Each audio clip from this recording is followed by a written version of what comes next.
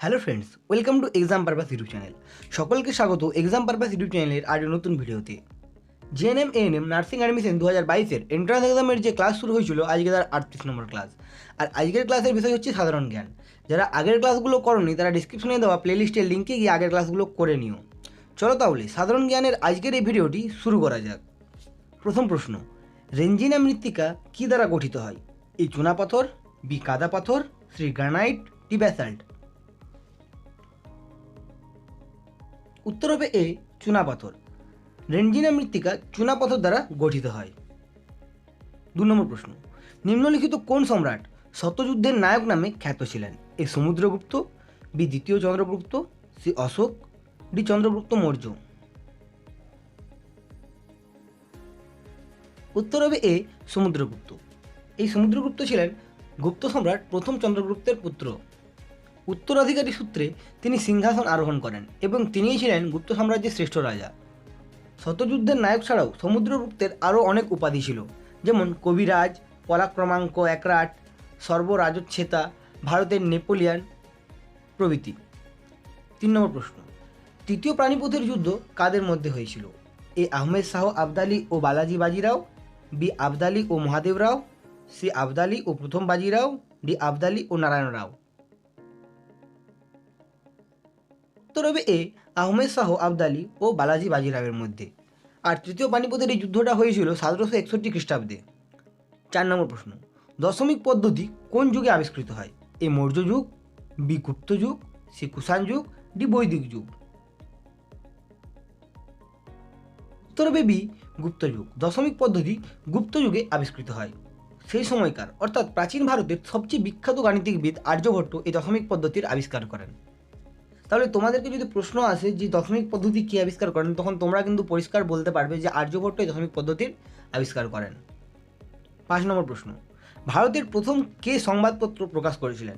এ C Subramaniam, B Harishchandra Mukherjee, C August Hicky, D Dange. উত্তর হবে C August Hicky. তোমরা কি জানো ভারতের প্রথম সংবাদপত্র কী ছিল? যদি না জানো তাহলে আমি বলে দিচ্ছি, ভারতের প্রথম সংবাদপত্র হলো বেঙ্গল গ্যাজেট বা হিকির বেঙ্গল গ্যাজেট, যেটি ভারতের কলকাতা থেকে প্রকাশিত একটি ইংরাজি সাপ্তাহিক পত্রিকা ছিল। 6 নম্বর প্রশ্ন, নিম্নলিখিত কোন শিলার দ্বারা কেলাস গঠন হয় না? এ পাললিক, বি আগ্নেয়, সি কোয়ারজাইট, ডি কোনোটিই নয়। উত্তর হবে এ পাললিক। পাললিক শিলার দ্বারা কেলাস গঠন হয় না। 7 নম্বর প্রশ্ন, মানব শরীরের কোন অঙ্গকে রোগের দর্পণ বলা হয়? এ যকৃৎ, বি জিহা, সি ফুসফুস, ডি ত্বক। উত্তর হবে বি জিহা। মানব শরীরের জিহাকে রোগের দর্পণ বলা হয়।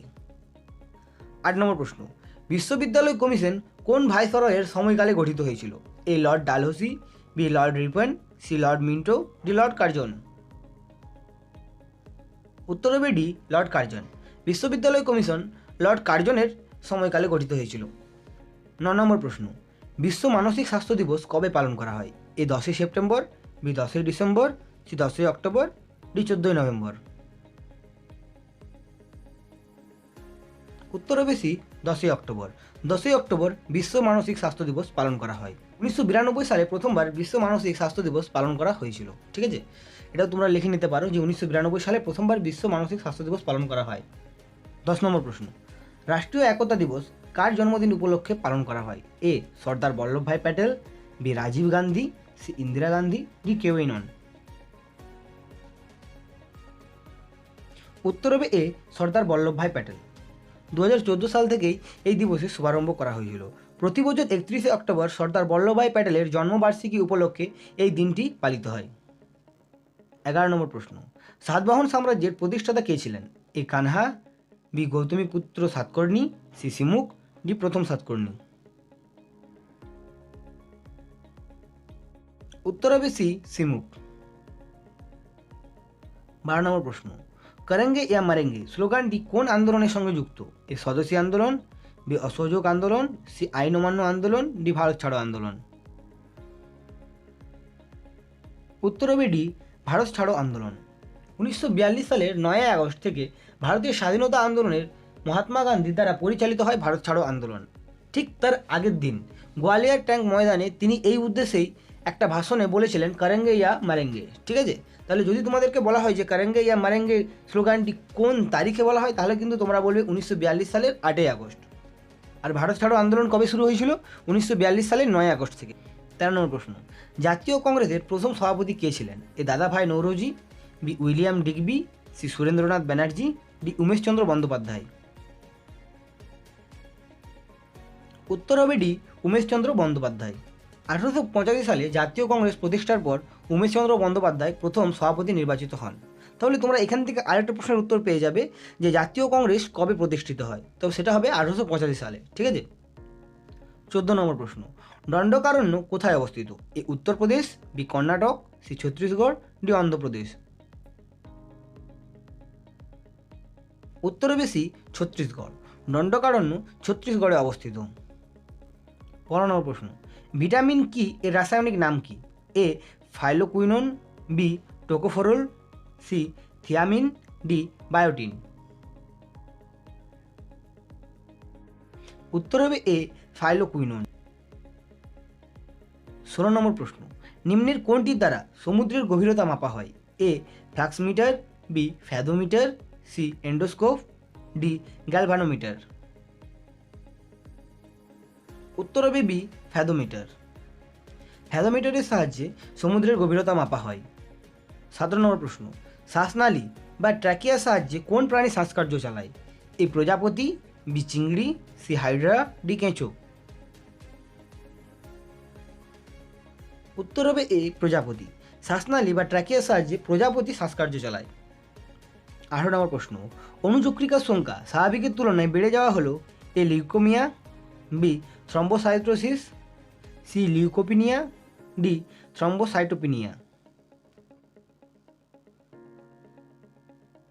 উত্তর হবে বি থ্রম্বোসাইটোসিস। অনুচক্রিকার সংখ্যা স্বাভাবিকের তুলনায় বেড়ে যাওয়া হলো থ্রম্বোসাইটোসিস।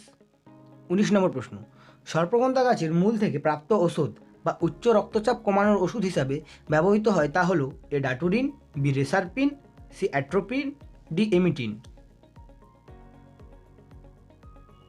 উত্তর হবে বি রেসারপিন। সর্পগন্ধা গাছের মূল থেকে প্রাপ্ত ওষুধ বা উচ্চ রক্তচাপ কমানোর ওষুধ হিসাবে ব্যবহৃত হয় তা হলো রেসারপিন। 20 নম্বর প্রশ্ন, কোনটি বৃক্কের গঠনগত ও কার্যকরী একক? A neuron, B nephron, C ureter, D Schwann কোষ। উত্তর হবে বি নেফ্রন। বৃক্কের গঠনগত ও কার্যগত একককে নেফ্রন বলা হয়। সাধারণ জ্ঞানের এই ভিডিওটি আজকের জন্য এতটাই। যদি আমার এই ভিডিও সম্বন্ধিত তোমাদের কোনো প্রশ্ন থাকে তাহলে অবশ্যই আমাকে কমেন্ট করে কমেন্ট বক্সে জানাও, আমি সেখানে তার যথার্থ উত্তর দেওয়ার চেষ্টা করব। আর যদি আমার এই ভিডিওটি তোমাদের ভালো লেগে থাকে তাহলে অবশ্যই ভিডিওটিকে একটি লাইক করে চ্যানেলটিকে সাবস্ক্রাইব করে পাশে থাকা বেল আইকনটি প্রেস করে নোটিফিকেশন অন করে দাও, যাতে করে আমার পরবর্তী ভিডিও নোটিফিকেশন সবার আগে তোমার কাছে পৌঁছে যায়। ধন্যবাদ, আবার দেখা হবে পরবর্তী ভিডিওতে। সকলে খুব ভালো থেকো।